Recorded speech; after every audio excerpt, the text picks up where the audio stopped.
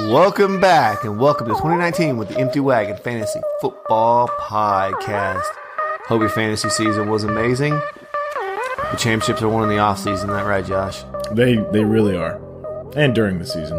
But the prep work you do now, it's very really important. pays off. It's very important. We got some stuff lined up for you today. We're going to go over some winners of the season. I think Josh has a little award show type category he's got. I think you're going to be surprised. It's not going to be your average categories. And then we're going to go over, today we're just kind of going to recap 2018. We're going to start going over some ADPs and where some players went and look back to the beginning of the season. Oh, yeah, this is going to be really exciting. I'm so excited to be back. We got a bunch of stuff this offseason we're going to go through. We're going to go through positional breakdowns, where players finished, because you may not realize where some of these guys finished. Where Derrick Henry after the end of the year, where he finished. And there were 8 head coaching changes. 8, yeah. We got some rumors. We got some reports. That is definitely going to affect how your players are utilized. Ask David Johnson if you don't believe me, or everyone who drafted him. So that's going to be really surprising. And Atlanta will take a step back next year, obviously. But we'll talk about that in a moment. All right. You ready to get into some reports and rumors? Yeah. Let's do it. Woo, woo, woo, woo, woo, woo. All right. What you got first for our very first report? So, like you said, we have a lot of coaching changes. We have 8 openings this offseason. 8. 2 of them we already know about. We know the Browns. We know the Packers. They fire their coaches mid-season. Yeah, Do you think the Browns keep their guys? What was interesting to me is that they will not allow Freddie Kitchens to interview for any other offensive coordinators. Do you think if they hire a different offensive or a different head coach, they may release him? Yeah, it just depends on who they hire. Some guys already have in mind, like if they've ever worked with Freddie Kitchens before, they might be prone to hire him and let him stay on. But it does speak volumes to what the Browns think about him. And he has interviewed for the position as well. I don't see Greg Williams keeping the head coaching job. If anything, maybe Freddie Kitchens steps up. They are letting Kitchens interview for the head coaching job. Yes. Just not other offensive coordinator jobs. They don't want him to make a lateral move. Yeah. Which I understand. That's fine. There's so many hot names out right now for a lot of these head coaching positions. And we'll get to that after we talk about who all was fired. Yeah. So before we get into all the other coaching changes, too, you mentioned Atlanta. You mentioned the Falcons. Yeah. They cleaned house with all their coordinators. Which didn't make sense, especially on offense. Head coach is now going to be the defensive coordinator, he said, next year. He's not going to hire another defensive coordinator. Well, that's what he did in Seattle. It makes sense. That's what he wasn't the head coach, though. A head coach has a lot more responsibilities than just focusing on. Well, it's working out fine for Sean McVay.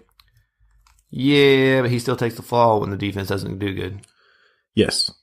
So, I mean, he's willing to put himself on the chopping block. I understand that. The defense needed help, but they did lose some premier talent to injuries earlier in the season. So, all right. We'll see what happens with the Packers. Everybody knows about that. Let's move on to the Cardinals. 1 year, Steve Wilkes. It's Wilkes, right? Yeah. Yeah. Yeah. And he is out. Byron Leftwich, also gone. He was the last person of the prior regime that was still there, and they released him. Not really surprised there.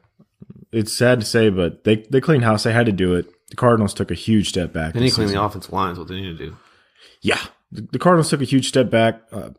It is what it is. I mean, I'm not really surprised. Are you getting upset that Mike McCoy's getting mentioned in a few jobs out there still? I'm upset with a lot of these retread coaching. Oh, I know. It's so bad. How do you Adam Gase is getting fired and literally has interviews lined up the next day. How? I'm sorry, but I know my voice cracked. How do you get fired and people are like, oh, hot candidate? How? Because that's what they do is retread. And Hugh Jackson is getting the interviews with the... Oh, my gosh. I know the Bengals, and I think there's a couple other jobs they're off. Going to bring him in. And he was literally one of the worst coaches of all time. I do wonder with the Hugh Jackson thing, though. So they have the Rooney Rule, where you have to interview at least one minority coach. If you interview Hugh Jackson and you don't hire him, does anybody get upset at you for not hiring him? No. But that's what I'm saying. He is that...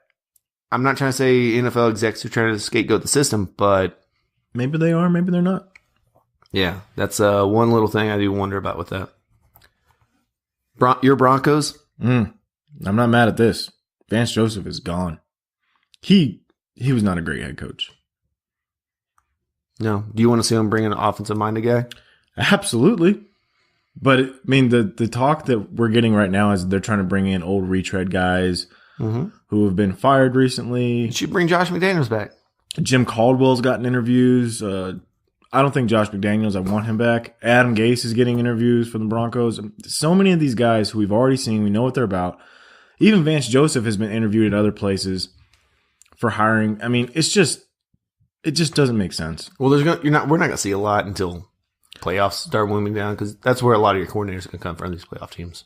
Yeah, and I just don't see John Elway making the splash kind of hire that we would like to see.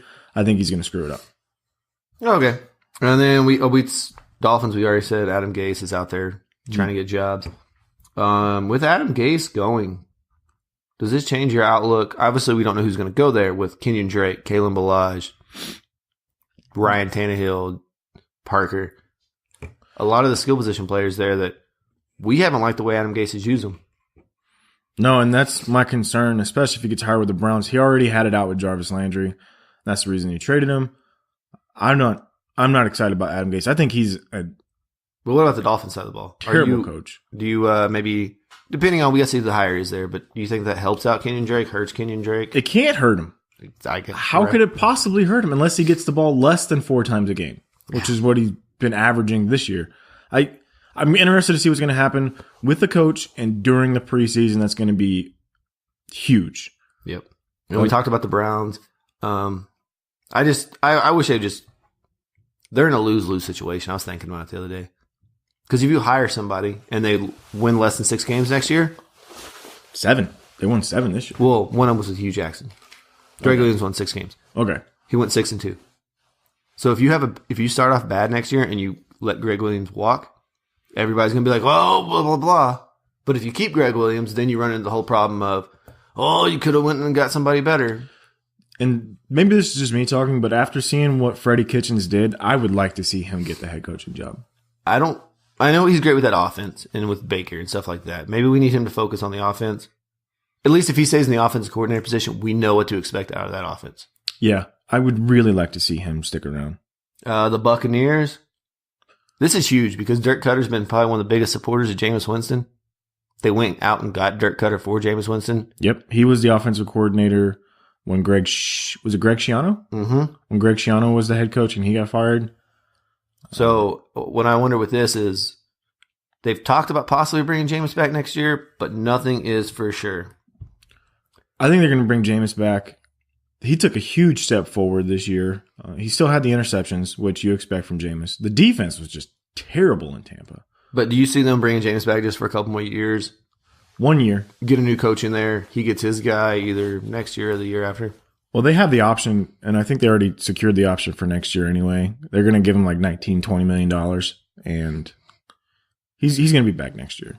There's going to be some guys that might not be back next year, though, for other teams. And then we got, speaking of young quarterbacks, we got the Jets going out and firing Todd Bowles, cleaning house there. That needed to happen. Well, I wonder how this affects Sam Darnold's progression, though. We started to see Sam Darnold push the ball down the field. Helped out Robbie Anderson towards the end of the year. Yeah. Robbie Anderson's last 3 weeks of the season were really good. They were, like every year. Yeah, but that's what I'm saying. Real hot later in so the year. it took a long time to get that offense going. And now we go and we change offense coordinators. We've seen young quarterbacks that get bounced around systems, and it just screws up their progression.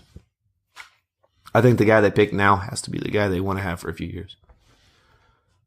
And then the Bengals. Good old Bengals. Marvin Lewis got fired. 1 year left on his deal. You know it's the first time the Bengals have fired a coach in almost 30 years? My goodness, really? Yeah, they usually let them finish their contract out and don't sign them. I know that their owner refuses to pay people when they're not. Which is why I think you guys can expect in Cincinnati a retread coach that will probably not do your team any good because he's cheap. Well, you think Marvin Lewis is the last hire, right? They went out and got him from Baltimore, a defensive-minded coordinator. He was a coach for 16 years. Yeah, but he was the defensive coordinator for the 2000 Super Bowl winning Baltimore Ravens. Yep. So they do stick with the guy for a while, through good and bad. A lot of bad there. Didn't win a playoff game, so a lot of bad. All right. Anything else you want to add about these coaching changes? Not necessarily coaching changes. There was a lot of – you talked about how Atlanta clean house. Jim Bob Cooter from the Detroit Lions also left. Yeah, he got let go. Which I was fine with that. They agreed to mutually part ways, which means he got fired. That's pretty much what that means. I'm sorry if you guys can't read. It's not. It's hey, don't come back. We won't say you're fired, but if you come back, it's going to be awkward. Yeah, we're not going to like it. Yeah, you're on the hot seat. You're going to get fired anyway, so you might as well just leave. So yeah, I think that. And now the thing that's interesting to me is there were some of the coaches who were retained had some issues with some players that are still on the roster. We'll start with Jacksonville. Doug Marrone will be back, but there were some issues there, right? Their 1 and 2 running back, TJ Yeldon and Leonard Fournette. The last game of the season, Leonard Fournette wasn't even active. TJ Yeldon played a little bit, but they didn't let him play. And then they were talking about how these guys were just kind of staring off into space, not paying attention to the game. And Tom Coughlin was very upset. And now they've already informed Leonard Fournette that his money is no longer guaranteed for the remainder of his contract. He voided his contract with a suspension. Do you think, well, we know TJ Yeldon will be gone. Do you think that Leonard Fournette is on another roster next season? I don't know if he's on another roster just because he is relatively cheap. But like we said, they do have Carlos Hyde. And Carlos Hyde did sign that relatively long deal. 3 year, $15 million. Yeah. So they are paying another running back. If they wanted to go away from him, they could. We'll see what they get come draft time once the transactions can open up. I think if they start shopping him around or not. Or if they're just trying to like scare him into shape. Remember, what was it, his rookie year where he was coming off his injury, then he missed team photos. They suspended him for a couple games. Yeah, I think outside of maybe your offensive line and your wide receiver core there in Jacksonville, they're looking at a complete rebuild. Oh, yeah. They're trying to keep the defense together as best as possible. They can't. I don't know if they're going to be able to. I don't know what they're going to do with Jalen Ramsey either because trouble in paradise there too. But he said he don't care what happens to the coach. He's worried about him. Exactly. That's what I'm saying. And he's said a lot of things this year. We'll see how that all goes together. I like Jalen Ramsey. And then the biggest news, Mr. Antonio Brown. Yeah. That was kind of a big deal. Hey, he was uncovered on the Masked Singer or whatever that Fox has been promoting like crazy. Oh my gosh. That's where he was. He wasn't feeling good because he was wearing a bear mask. I didn't actually hear. Was he a good singer? I didn't know. I just walked in. My wife was watching it. And I was like, that's Antonio Brown. She's like, how'd you know that? I was like, he wasn't in practice all week because he was here. No, that they filmed that ahead of time, I'm sure. Yeah, okay. What happened was so the whole situation with Antonio Brown is apparently, and this is all rumors, speculation. Well, what's not a rumor is that he didn't show up for practice all week and then has an agent call on Saturday. He's ready to play. Saying that he's feeling better, he'll show up and he'll be able to go. And pretty much the coach saying, yeah, that's not how we do things. He can show up, we can have a conversation, but he's not playing. So, yeah, and then it was a bad situation. And then, obviously you get the mandatory deflection from Big Ben, blaming other people. Like he decided to blame Le'Veon Bell for the season's woes. I'm starting to think maybe Big Ben could be a part of that problem too. Do you think the coach, Mike Tomlin, could be out? He's breeding this culture. The Steelers are kind of like the Bengals only. They do pay their coaches. They just don't like firing them either. Yeah, they've had coaches for a long time. But they've had success with coaches for a long time. Mm-hmm. They've only had, 3 coaches in the last, 40 years? Well, before Mike Tomlin, it was Bill Cowher. And then before that was Terry Bradshaw. No, Chuck. No, I'm just kidding. Chuck Nolan. Yeah, Chuck Nolan. So they don't. Chuck Nolan. There it is. Chuck Nolan. They've had 3 coaches in the past 25 years or 30 years or something like that. I just wonder with all the turmoils going on, Big Ben's only got a couple more years left, right? He seems to be wanting to come back, but he's such a. I think he's part of the problem too. He was talking crap about their 3rd round pick this year whenever they went out and drafted Mason Rudolph. He was talking crap about the Antonio Brown during the season. There's a lot of turmoil in that. Yeah. We saw it, was it 2 years ago, 3 years ago with Antonio Brown, the Facebook video in the locker room during the speech. Yeah. And I heard, and this is something I read. I didn't hear it. I read that apparently he might have been a little butthurt that Juju was named the team MVP that Wednesday and not him when Antonio Brown has won it the past 3 years or something. And him being a little bit of a Madonna got upset and decided he was hurt. Yeah. You remember the hype train, though, that Antonio Brown was building this season with his going to go for Jerry Rice's records and all this stuff and driving his bus around with his face on it. He was on the cover of Madden. Antonio Brown's a big deal. He's a great player. Yeah. The problem is that I even read this morning, Bleacher Report put out that they said that the Steelers are willing to listen to offers for Antonio Brown. Yeah, but I think they get like a $10 million dead cap hit if they trade him. Oh, it's more than that. I think there's a way they can 20. get, I think they can get it down to 15 if they do it with transition tags and all this other stuff. They can get it down to 15 million. That's a lot of money to with a lot of like maneuvering. But it doesn't, so it's just a cap hit. It's not their actual money. Yeah, but it's dead cap money, which means... Yeah, but they wouldn't have to pay him, which would probably feel good for them. As a Chargers fan who been killed by dead cap money for years... Hurts. It hurts bad. I don't know. I think we're seeing the change in the guard anyway. James Washington is going to be the next guy, him and Juju, but they are not what Antonio Brown is. Even though he's on the wrong side of 30, Antonio Brown is still... You're talking about one of the best receivers of all time. Is he still your number one wide receiver next year? No. Is he your top 3? Nuke? 1, right?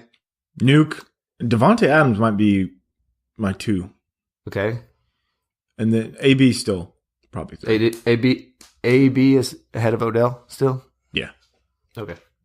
I think depending on the quarterback situation in New York, we'll get into that too in the offseason because Eli may be coming back. There's rumors going around about that. Love that. They don't have anything better. No, and there's not going to be a lot better in the draft. They unless they get Dwayne Haskins out of Ohio State, who hasn't officially declared yet. Or they get Teddy Bridgewater free agency. Yes, which he didn't look great in Week 17. I mean, he was playing with a lot of backups, and he was probably rusty. And he probably wasn't practicing all week. Yeah. So we'll see what happens to all that. There's a lot of exciting news. You guys have got to pay attention to off-season news. Yeah. We're going to come to you guys at least once a week, get all the news out there. And obviously, if any injuries or anything big happens during the playoffs, we'll talk about that as well. Oh, yeah. You ready for the award show? I'm actually very excited about the award show. I don't know if you are. Oh, I'm super excited. All right, so first we're going to get into my very first award, the Fool's Gold Award. Can you explain the criteria for this award? Absolutely. So the Fool's Gold Award was someone you were drafting, you thought was going to be a valuable asset to your team, and it turned out that this guy hurt you way more than he helped you. All right? So you're saying like Le'Veon Bell. Le'Veon Bell is number 1 candidate for the Fool's Gold Award. Second candidate, Mr. Leonard Fournette. Fool's Gold Award. Then you had Jordan Howard. Hurt you. Kareem Hunt in there? Kareem Hunt actually helped you when he was still an act rusher. He's not. Yeah, but then he was gone, and he was gone. Okay. It happened fast and it happened hard. These are the okay. Kenyon Drake. Okay. Really hurt you. And then the guy who, for me, was a little fringe, because he did come on later in the year, was Dalvin Cook. Okay, so this is the Fool's Gold Award. Number 1, obviously, would be Le'Veon Bell.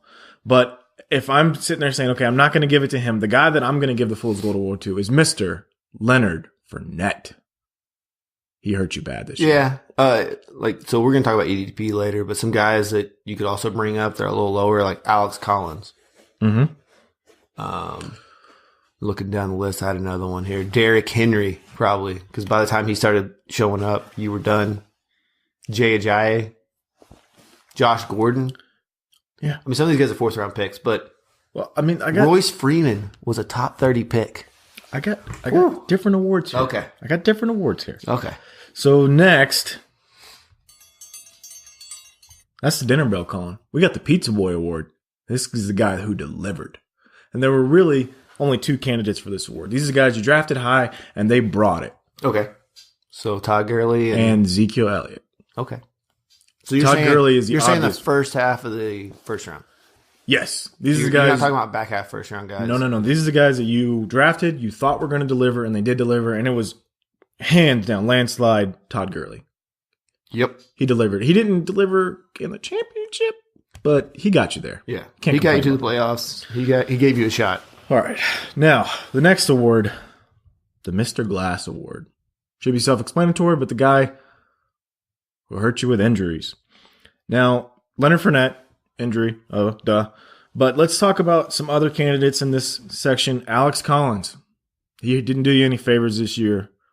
Gronkowski was injured, and he was only officially out for a couple of games, but he didn't look like himself all season long. And I think that hurts you worse because if you're out, I know you're out. I don't play you in my lineup. In a lot of leagues, he was drafted in the second round, and that is going to hurt you. And then Mr. Devonta Freeman with the Mr. Glass Award, only active for 2 games. I got to give it to Devonta Freeman. He is, for 2018, Mr. Glass. Okay. I think I would go more towards the Gronk just because he was active and you played him when you could have played other tight ends. You could have rolled to a Chris Herndon, but you drafted him so high you wanted to play him. Devonta Freeman was out. You knew he wasn't going to play, so.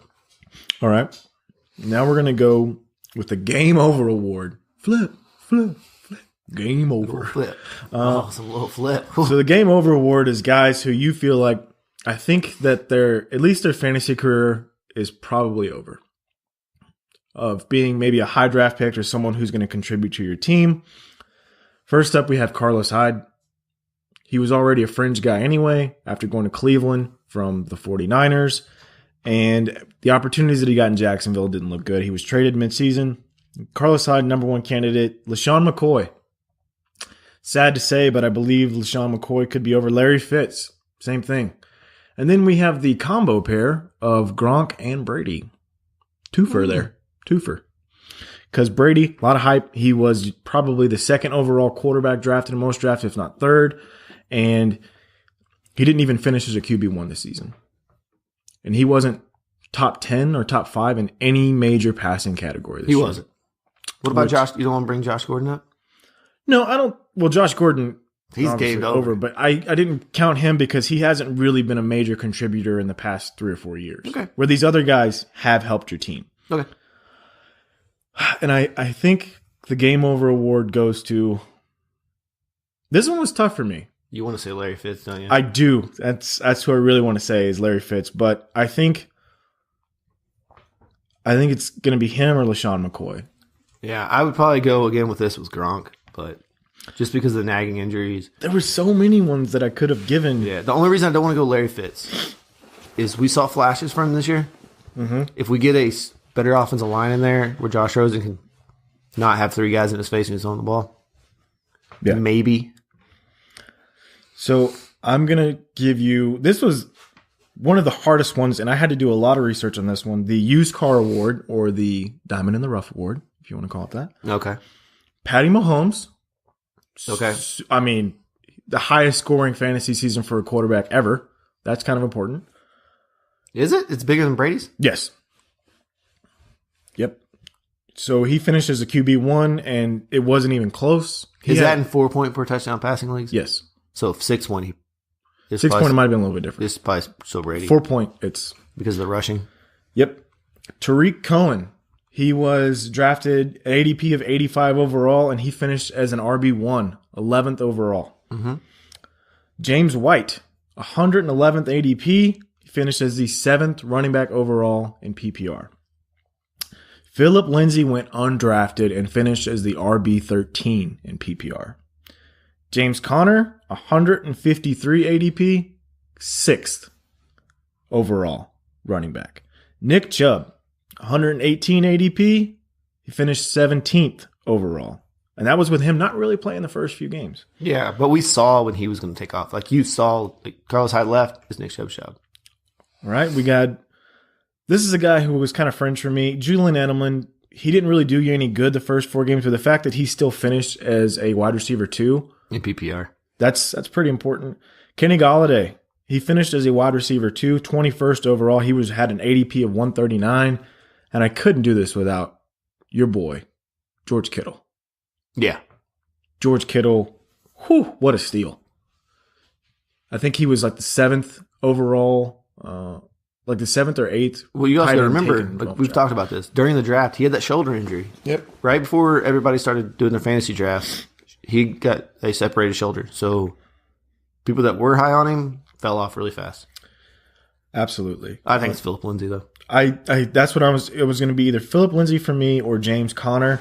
And as great as Patrick Mahomes was, and as much as that shocked you because it was the hardest schedule for a quarterback coming into the season, It's just got to be Philip Lindsay. It's a running back. It's a running back who wasn't even drafted in the NFL draft. Who wasn't talked about by anybody. Like we call ourselves like somewhat experts, but even the biggest experts out there. I'm a Broncos fan. Didn't know this guy was going to be what he was. Yep. So I think it's Philip Lindsay. I couldn't agree with you more. This is the only reason maybe you could say it isn't is because he got hurt like championship week, so he wasn't there for you the championship game. But he was there. I lost one league by 1.5, and I was okay with it because Philip Lindsay helped get me there. So you can't complain about that, especially whenever Melvin Gordon was out for me in that league. Philip Lindsay helped carry that load while he was out. Now the Can't Quit You award. There's consistent hype around this guy. You keep drafting him, and he never really delivers. Derrick Henry is my first candidate for the Can't Quit You award. you skipped one. Amari Cooper, he only had 3 games over 100 yards. He still had a pretty high ADP. And then last for me was Jay Ajayi. I think you skipped a big one. Who else do you want to throw in there? Odell. He's still, a fringe first-round pick every year. He still finished as a wide receiver, too, even despite missing the last few games. But that's what I'm saying. But you're drafting him as like yeah, a top wide receiver. And we have had a lot of years now where Odell's been that fringy wide receiver one, not that stand-up guy. That's out. Because you're usually probably taking him over running back. And he's not outperforming these running backs. That's true. Yeah, he's hurting you. Some people even trade up for him in Dynasty and yeah, and they still win third place. What's up? Go all the way to playoffs with without him on your team. Yeah, what's up? You realize that in both our leagues, the guy that had Odell won third place without Odell. Yeah. Yep. That's pretty impressive. Wow, I like it just clicked in my head. Yeah, because he was your number one pick. Brad traded up for him in Dynasty. Yeah. Gave up a lot for him. And he didn't really help you this year, but next year. There's always next year. There's always next year. Like Andy says, the sun will come out tomorrow. The sun will come out tomorrow. Guess what? Tomorrow never comes. So we got Derrick Henry, Odell Beckham, Amari Cooper, and Jay Ajayi. If you could give out your Can't Quit You award, who would it be to? So is Cooper, Ajayi, Henry, and OBJ. It's between Henry and OBJ. Mine's Cooper. Is it Cooper? Mine is Cooper. Yeah. Well, I just think Derrick Henry, the hype train gets rolling. It gets rolling like him on a 90-yard touchdown run, you know? Yep. But the problem is that he doesn't do anything till the end of the year. For some reason, they don't realize, hey, we got this running back here that's bigger than half the linebackers. We're not going to feed him the ball till the end of the season. Absolutely. And this was one of those things that Gronk could have also been in this category because he hasn't really delivered the past, most of the time. He doesn't really deliver based on his ADP. But I don't know. For me, it was Amari Cooper because you see the end of the season stats. Oh, he's got 1,000 yards receiving, and you think, well, that's great. He's gonna deliver. But the problem is that if you don't actually pay attention, he only delivers in 2 or 3 games. Well, things might change if he stays at Dallas because the way Dallas used him is a lot different than the way that Oakland is using him. I understand, and I looked. So I looked at all the games. He had 3 games over 100 yards receiving. Mm-hmm. One of those still came in Oakland. The other 2 were in Dallas. Yeah, but how many multiple touchdown games did he have in Dallas? He had a couple, but the issue is that because Dallas isn't a high throwing the ball. They're not going to throw the ball 40 times a game. What did Amari do for you in the playoffs? He'd probably let you down. But a lot of wide receivers let you down. Even Nuke let you down in a couple playoff games. Yeah.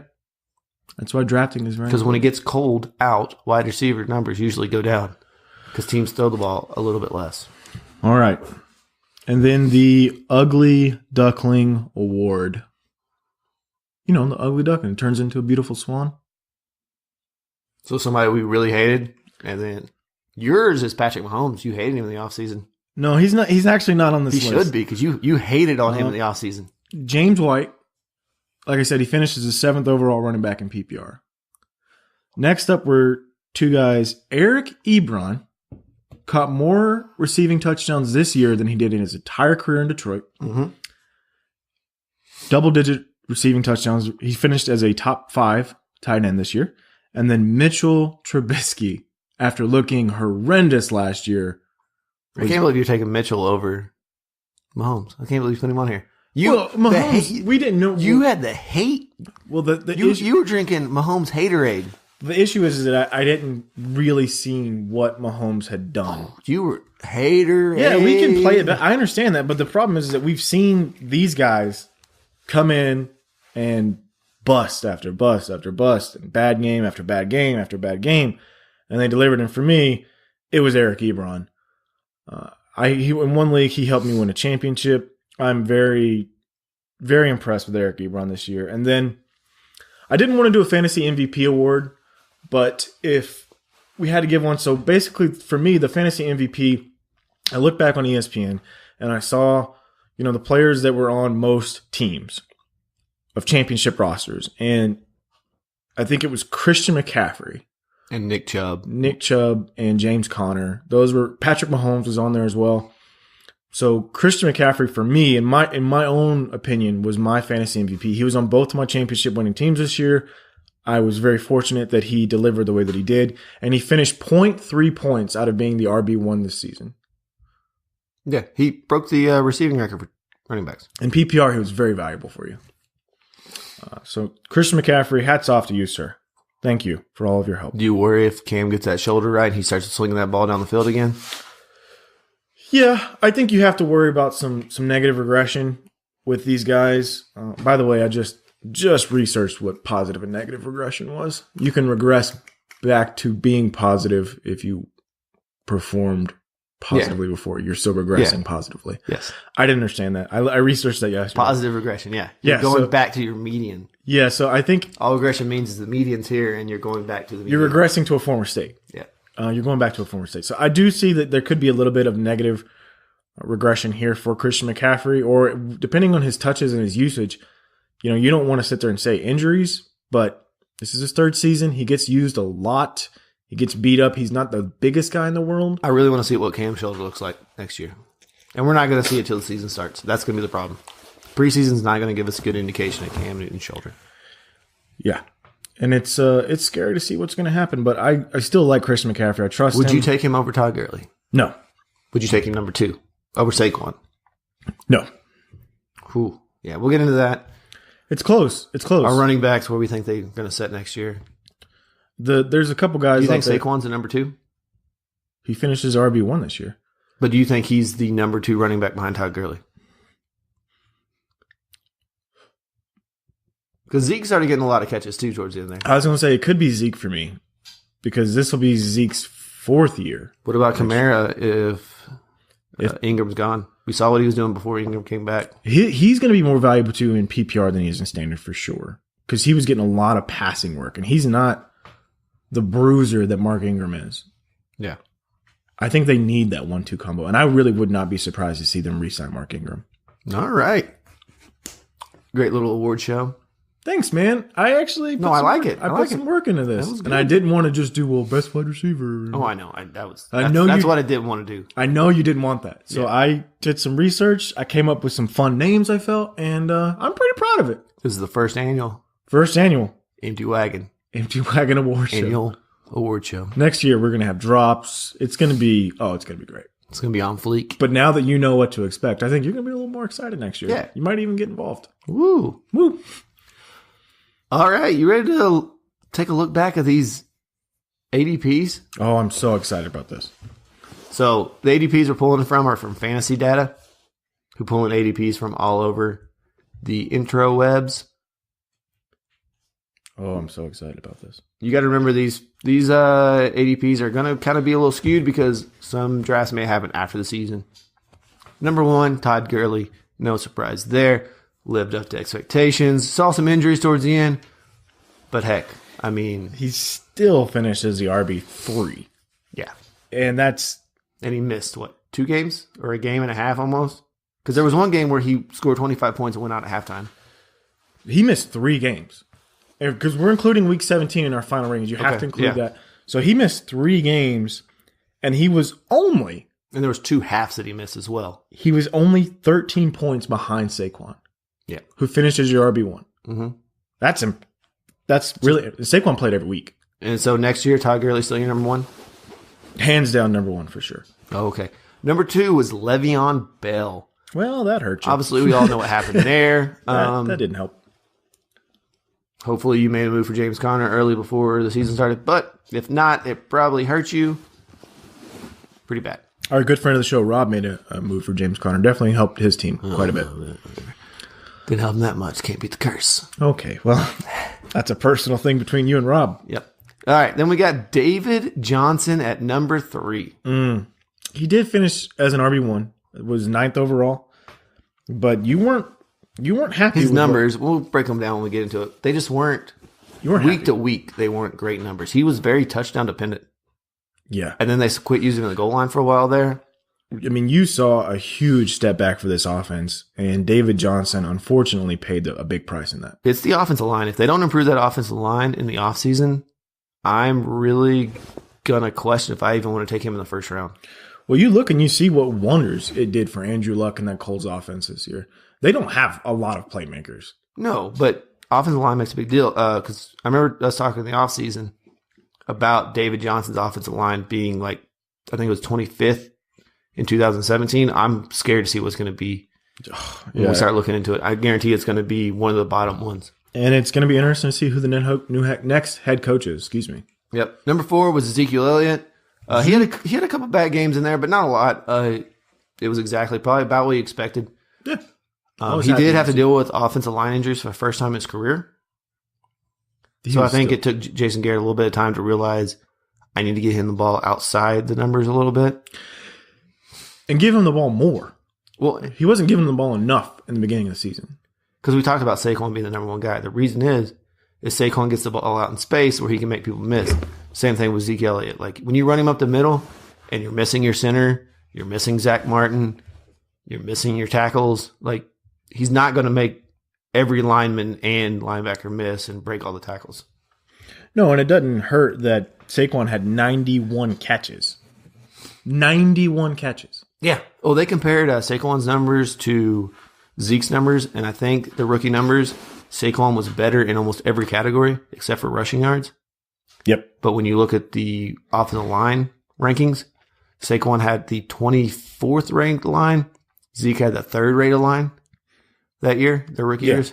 So, and Zeke was still your rushing champ. You weren't disappointed with 1,434 yards. No, you just want to see the catches. I think in PPR, you want to see more catches. See the catches. You want to see more touchdowns. I mean, when you look at a guy like Todd Gurley who had 17 rushing touchdowns and 4 receiving, you want to see more of that out of Zeke. He only had 6 rushing touchdowns and 3 receiving. But a lot of that it was before Amari Cooper got there. Yeah. He was the only weapon. Absolutely. So Zeke still delivered. Still happy with Zeke. And if they can keep Amari Cooper, that'll help Zeke out a lot. We saw it help him out. Absolutely. Antonio Brown was number 5. Okay. Whew. Okay. All right. Well, if you had a Week 17 championship, he certainly didn't help you. I don't think he helped you a lot. I mean, he had not a terrible year. He was still the 5th receiver overall.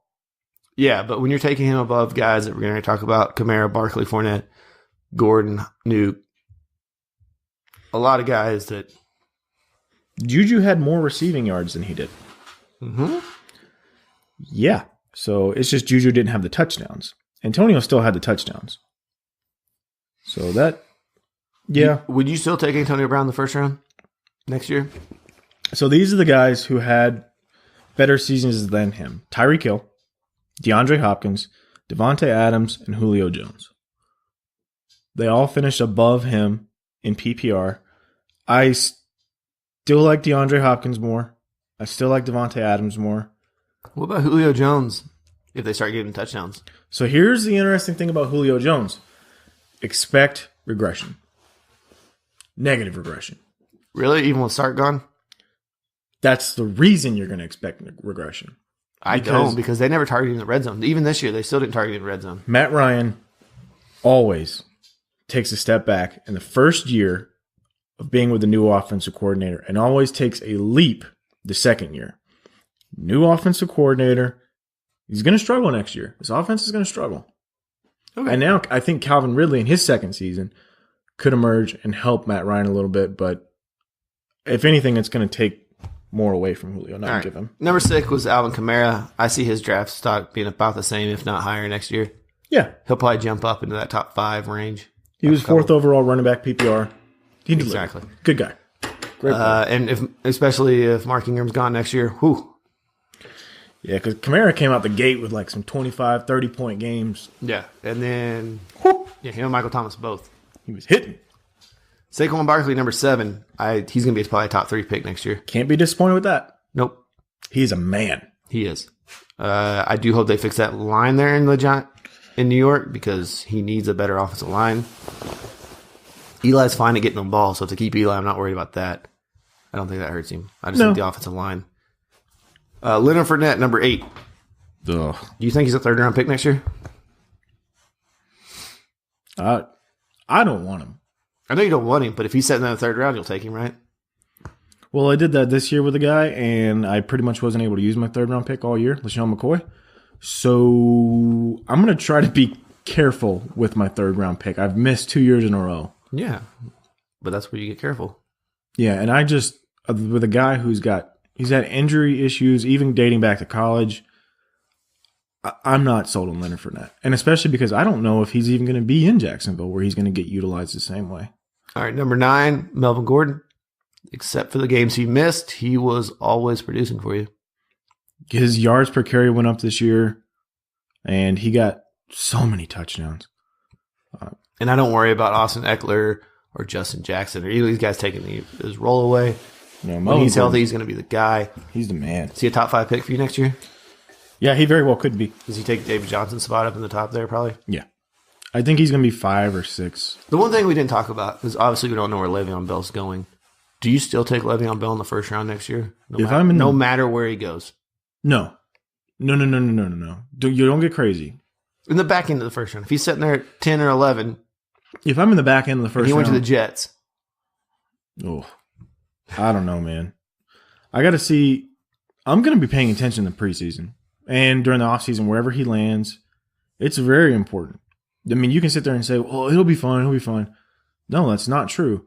I mean, Adrian Peterson did nothing last year in New Orleans, and then even when he went over to the Arizona Cardinals, he didn't do great, and he had over 1,000 yards this year in Washington. So there's opportunity and talent are 2 major factors in fantasy football. Okay. I agree. DeAndre Hopkins was number 10. Is he your number 1 wide receiver next year? You already said yes, right? Yeah, I think Nuke is. Even though Tyreek Hill finished. Was Tyreek Hill the number 1 wide receiver this year? Yeah, he finishes 1, but he only had 87 catches. Yeah. Well, Tyreek Hill, we all know what he is. Yeah. I'm not disappointed. And the interesting thing about Nuke, you know how many drops he had? 0. 115 catches, 0 drops. Dude, that's cruising. That's incredible. And as long as Deshaun Watson's healthy, I think we like Nuke Hopkins. Then Kareem Hunt was 11. We will see what happens with that next year. I don't expect him to play next year. Yeah, I don't. If you're having him in Dynasty, hopefully you can stash him in an IR slot. Now, I will say, I am interested to see what's going to happen with this Kansas City running game. You need to pay attention to the playoffs. What if they got Le'Veon Bell? That would be bananas, dude. Le'Veon Bell would probably go right back up to being top 5. Yeah. I'm dead serious. I know. I don't think they can afford him, but no, they did re-sign Damian Williams. Well, they're paying Sammy Watkins $52 million to sit on the bench with a foot injury. No, so Damian Williams re-signed. Spencer Ware will be gone, and Darrell Williams will be. Those will be the only 2 active running backs on the roster. You have to pay attention to the playoffs to how they're going to use Damian they'll Williams. probably take a 3rd or 4th round running back in the draft, just like they did with Kareem Hunt. But I do really think that Damian Williams could be the guy that they're going to go forward with, at least next season. They're gonna if they do spend money in the offseason, it's probably gonna be on defense. Because we can say running backs in need of theirs, but that's because of fantasy. That defense is a big time need for them. No, and Damian Williams actually performed very well for you if you used him throughout the fantasy playoffs. I know there was a guy in our Dynasty League used a combo of him, Jalen Samuels, and Justin Jackson. Yeah, made it to the championship, right? Made it all the way to the championship. So you can't be mad with that. No. Number 12 was Odell Beckham. You were disappointed. You were disappointed. You would have liked to see more, but he did show you the flashes of the Odell stuff. So after coming back from the injury, he did perform very well. And I think really those last few games of him not playing was more of this, just them being cautious with him. Yeah, they just signed him that big deal. You don't want to get your bell cow guy hurt for the rest. You just gave him $95 million. You're not going to try and get him hurt in a meaningless loss season. Yeah, when you're just trying to play for a draft pick anyway. Yep. All right, then we got 13, Christian McCaffrey. Whew. In PPR, I don't see how he doesn't go up there right with all the big running backs next year. Oh, he was such a steal. Would you take, so you have a top 5 pick, you taking Christian McCaffrey? So Gurley 1. Gurley 1. Some combination of Saquon, Zeke, and Kamara. And then Christian McCaffrey, or you putting Christian McCaffrey ahead of these guys? Le'Veon Bell's situation depends.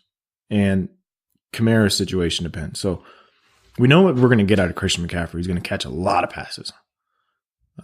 He's done that 2 years in a row. We were worried about Greg Olsen coming back. Didn't really affect him. I'm willing to say, yeah. I think I would take him about 5th overall, 4th overall, yeah. Yeah, because this year you got Christian McCaffrey in the 2nd round, and you were probably loving life. I know you were in a lot of leagues because you got him in the 2nd round in most leagues, right? Yeah, but so this is the thing that was like, you can't win fantasy without being lucky. Well, you have to be lucky. So in one league, at the draft, I was thinking it's either Christian McCaffrey or Jordan Howard. And if I had taken Jordan Howard, there's no way I would have went to the championship because I thought, new offensive coordinator, it's going to work out really well for Jordan Howard. He was working on catching passes, and he never really delivered for you. But Christian McCaffrey, you got lucky this year. He broke the receiving record for running back. Yeah. And being in PPR and with the catches he gives you a safe floor. Absolutely. Like, he's never going to probably kill you. He'll probably always float around that 15 to 25 point range. Yeah, I think even in PPR, outside of week 17, his lowest scoring game was like 12 points. Yes. That's incredible. All right, then we got Julio Jones, and you've already talked kind of a little bit on Julio Jones about possibly with a negative regression next year with new offensive coordinator, and obviously we got to see a lot if that happens. The one good thing is that he still has Matt Ryan, and when Matt Ryan's in distress, he's not afraid just to throw it to Julio. Yep, and hopefully that's accurate. And that's why with Odell, you like Odell with Eli still, because you know Eli, when he's under distress, he'll heave it down there to Odell in triple coverage. Bingo. For fantasy. And most of the time, Odell will go back and get it. Yeah, well, he'll at least take a shot at it. All right, number 15, we had Dalvin Cook. This is kind of a player I do want to see what happens this year with their offensive coordinator situation. There's been murmurs that Hugh Jackson could be the offensive coordinator. Could be. Hugh Jackson was a good offensive coordinator. We forget. He was a good offensive coordinator in Cincinnati. I think it's a good way for Mike Zimmer to get fired. He was a good offensive coordinator in Cincinnati. Okay. He made Andy Dalton relevant. Okay. So some guys just aren't meant to be coaches. Like, look at Norv Turner. Rex Ryan. They're not meant to be head coaches. They are great coordinators. Yeah, Rex Ryan's an incredible defensive coordinator. Yeah. But so Dalvin Cook, though, I mean, he started showing flashes at the end there. Like, I think the knee finally started getting right. For years past, we've talked about it taking guys about a year after an ACL injury to get right. I view him Adrian Peterson screwed everything up because Adrian Peterson came back and rushed for like 2,000 yards. Freak of nature. Yeah. I view him in the same vein as Leonard Fournette, a guy who's often injured. But you would take him over Leonard Fournette, though, right? Yeah. Because of the upside? Absolutely. Yeah. But I don't want to take offense either he's one. in? Yeah, but I don't want to take either one. I think Dalvin great. Cook's a guy I'd take in the late 2nd round. Like, if you had an early pick, he probably will go late 2nd round. Yeah. May go late 2nd round next year. There's going to be some other guys that are going to be up there, though. Like, next year, James Conner's going to be up there. Joe Mixon's going to be a guy who's probably going to be targeted before Dalvin Cook. So, like this year, a lot of people got Todd Gurley, Joe Mixon stack because you took Todd Gurley first and you got Joe Mixon all the way back around. Which was good for you. So, this year, you could get, next year, possibly, a Todd Gurley, Dalvin Cook stack. Dalvin Cook could be that guy that's into the 2nd, beginning of the 3rd. And if he's healthy, you won't be sad with that. No, he's a good RB2. They started giving the ball, passing the ball more. I'd like to see Latavius Murray kind of go away. And I think Kirk Cousins, hopefully he takes a bigger step next year. We'll see what happens. I wasn't encouraged by that. Yeah, but he's a guy I'm going to keep my eye on because I think some people got burnt, so he may fall in some drafts next year because people got burnt in the beginning of the season by him. Absolutely. And quit paying when you actually paid attention when he started doing well. All right. We'll get through a couple more picks here. We'll finish out the 2nd round. Michael Thomas was at 16, and then Keenan Allen and Devontae Adams were 17 and 18. I want to talk about all three of them because they're all three wide receivers. Michael Thomas came out of the gate just looking like he was going to be wide receiver one all year. Hot. He was catching touchdown passes. He was getting like 12 catches a game. And then it kind of slowed down fast and hard. Fast and hard. Yeah, it did. A little bit. Yeah. What do you think about Michael Thomas next year? Is he one of your top 5 wide receivers off the board? Yeah. Nuke, Odell, AB still above him, right? Yeah. Nuke, Odell, AB, Devontae Adams. I don't know. Odell actually and Michael Thomas are pretty close. I think the thing you like about Odell over Michael Thomas is the touchdown upside. And because you worry about Michael Thomas when they get in the red zone of Drew Brees and Taysom Hill and all this weird stuff the Saints do.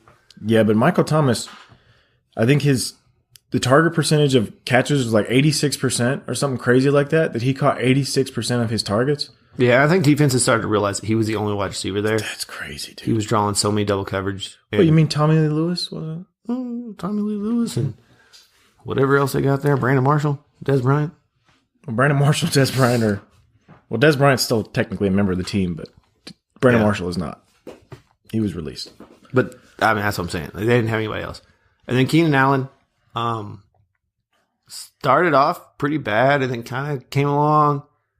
It was really good for you. But the Michael Williams thing, I really want to see how that pans out. Because we're starting to get Mike Williams. We're starting to see him show up a lot. Yep.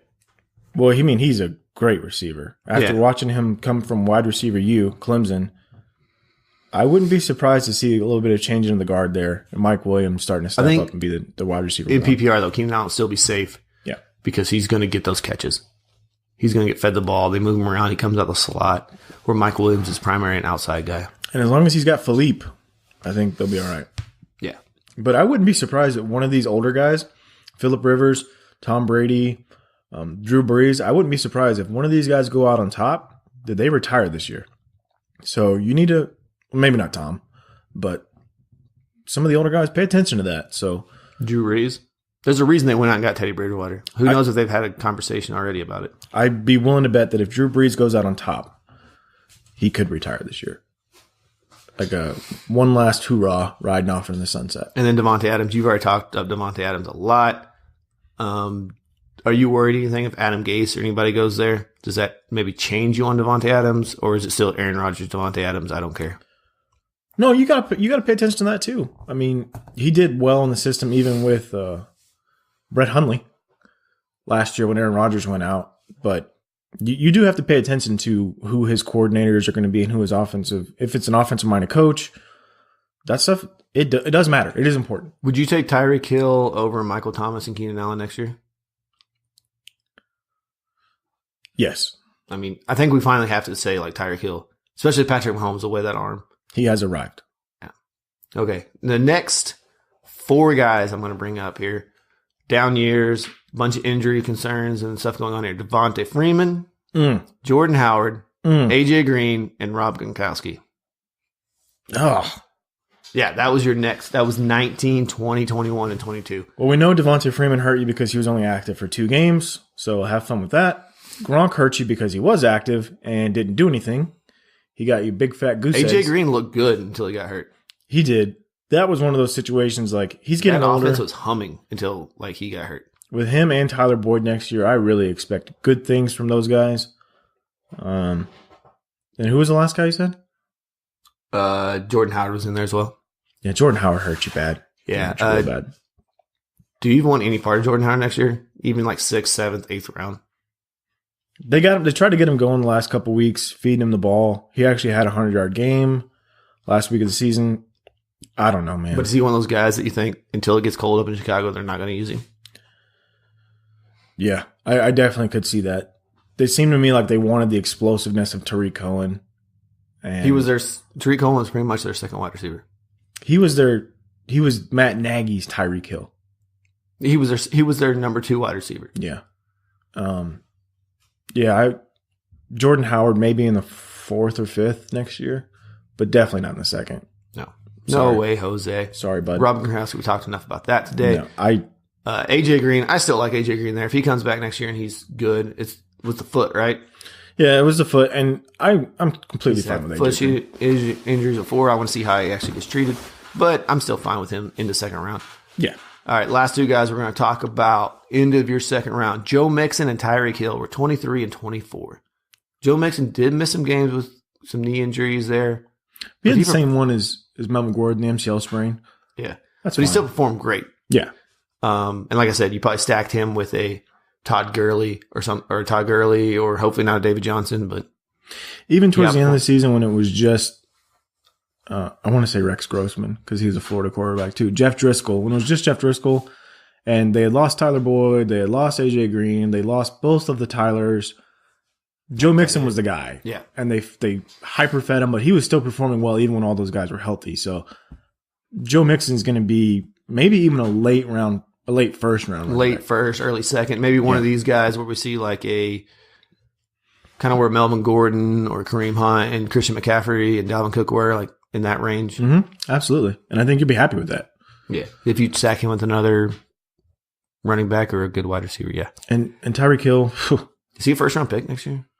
Probably not with all the running backs we got, but he's going to be I think he's going to be one of the top 3 wide receivers off the board. So it depends on your format too, right? So Tyreek Hill if you get bonus points for long touchdown catches, I love Tyreek Hill.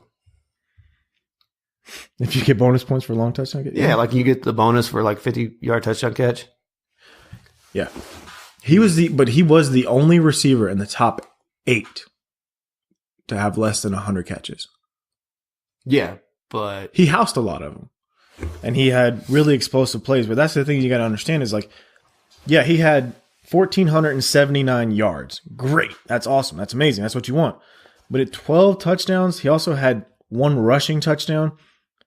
I mean, there were some games when Tyreek Hill really didn't get enough volume to help you. But let's compare him to like Keenan Allen or Devontae Adams, Michael Thomas. Tyreek Hill is going to win you more weeks than those guys will. Yeah. He has a better chance of getting 30 to 40-point games. Absolutely. And so everyone has their own strategy going into the draft.